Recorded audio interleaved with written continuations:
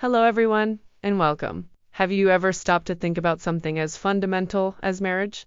It's a concept deeply woven into the fabric of societies worldwide, often seen as a cornerstone of family and community. But have you ever wondered, when did this institution, this formal arrangement we call marriage, actually begin? Was it always around? The answer, as you might suspect, is far more complex and fascinating than a simple date on a calendar. Join me today as we embark on a journey through time to uncover the surprising origins and evolution of marriage. For much of early human history, the idea of marriage as a legally or religiously sanctioned union simply didn't exist in the way we understand it today. Our earliest ancestors lived in small nomadic groups focused primarily on survival. Relationships were often fluid, driven by practical needs like shared resources, protection, and the raising of offspring. Anthropologists suggest that pair bonding, where two individuals formed a relatively stable partnership, was common, but it wasn't formalized with ceremonies or contracts. It was more about practical cooperation and the division of labor within a communal setting. Children were often seen as belonging to the community, and lineage might have been traced through the mother, as paternity was less certain. These early arrangements were incredibly adaptable, reflecting the immediate demands of their environment. The real shift, the moment when something resembling an institution began to take shape, largely coincides with one of humanity's most significant transformations, the agricultural revolution. Around 10,000 years ago, when humans started settling down, cultivating land, and domesticating animals, everything changed. Suddenly, there was surplus food, permanent settlements, and crucially, the concept of private property. Land, livestock, and accumulated wealth became valuable assets. With property came the need for inheritance, and with inheritance came the need for clear lineage. How do you ensure your land passes to your children if you don't know who your children are or who their father is? This is where marriage began to solidify as a social and economic contract. It became a mechanism to control property transfer, establish clear lines of inheritance, and forge alliances between families or tribes. Marriages were often arranged not out of romantic love, but as strategic partnerships. A daughter might be given in marriage to seal a peace treaty, or a son might marry into a family to gain access to fertile land. The focus was on the collective good of the family or clan, ensuring its prosperity and continuity.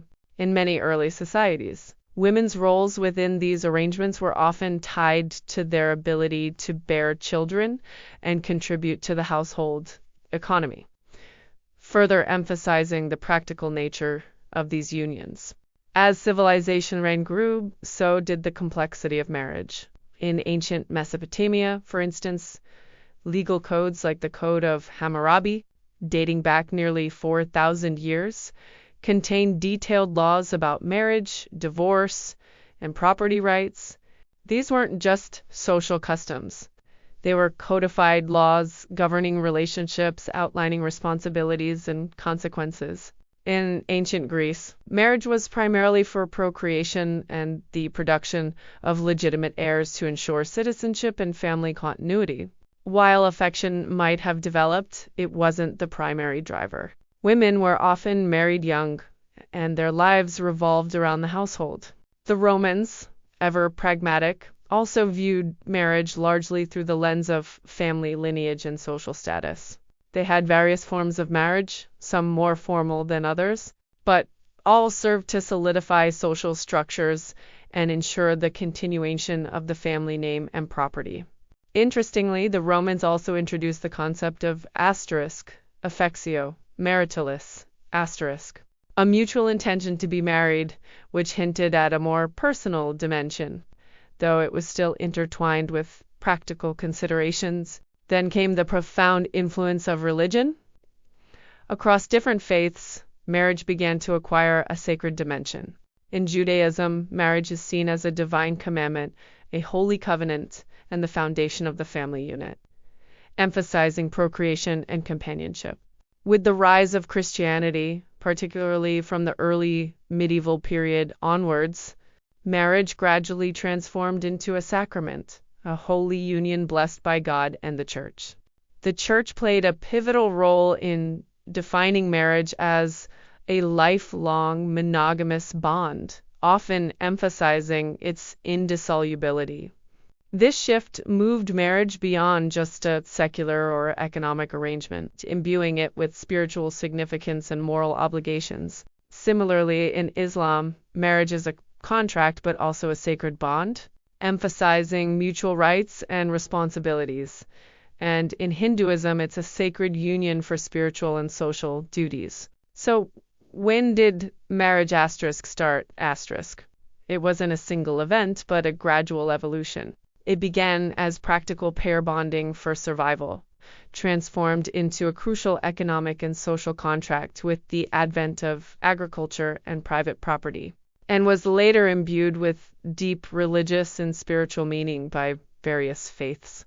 Over millennia, it has adapted, changed, and continued to reflect the evolving needs and values of human societies. From a simple necessity to a complex institution, marriage has always been a testament to our human need for connection, community, and continuity. It's a concept so deeply ingrained in many cultures that we often take it for granted. But its origins are as complex and evolving as humanity itself. For most of our history, marriage wasn't about grand romantic gestures or finding your soulmate in the way we often imagine today. If we journey back to our earliest hunter-gatherer ancestors, life was primarily about survival. Small nomadic groups relied on cooperation. While there might have been peer bonding for raising children and sharing resources, it was likely less about formal ceremonies and more about practical partnerships. The stability of a family unit meant a better chance of survival for everyone, the real shift. And the beginning of what we might recognize as marriage largely coincides with the agricultural revolution. When humans began to settle down, cultivate land, and accumulate possessions, new needs arose. Suddenly, there was property to inherit, lineage to establish, and alliances to forge between families. Marriage became a crucial social and economic contract. It was a way to ensure that land stayed within a family, that children were legitimate heirs, and that communities could grow stronger through strategic unions. It was less about individual choice and more about collective benefit. As civilizations flourished from ancient Mesopotamia to Egypt, Greece, and Rome, marriage became increasingly formalized. Laws were enacted, rituals developed, and the institution gained legal and social weight. In many ancient societies, marriage was a cornerstone of social order, often arranged by parents to secure status, wealth, or political power. Love, while perhaps present, was rarely the primary driver. The focus was on procreation, maintaining social structures, and ensuring the continuity of the family name. Then came the influence of major religions, with the rise of Christianity, Islam, and other faiths. Marriage often transformed into a sacred institution, a divine covenant. It became a sacrament blessed by religious authorities, emphasizing monogamy, fidelity, and the spiritual union of two individuals. This period solidified many of the traditions and moral frameworks that still influence our understanding of marriage today. Fast forward to more recent centuries and we see another profound evolution. The Enlightenment, industrialization, and changing social norms gradually shifted the focus from purely economic or religious imperatives towards individual happiness and romantic love. The idea of marrying for love, for companionship, and for personal fulfillment became increasingly central. This transformation continues even today, with societies around the world recognizing diverse forms of marriage, reflecting a broader understanding of love, partnership, and individual autonomy. So where did marriage start? It didn't begin in one place or at one time. It's a testament to our enduring human need for connection, for partnership, for building a future together. It started as a practical necessity for survival, evolved into a social and economic contract, became a sacred bond, and has now largely transformed into a celebration of love and commitment between individuals. It's a beautiful reflection of how we as humans adapt, grow, and continually redefine what it means to belong and to build a life with another.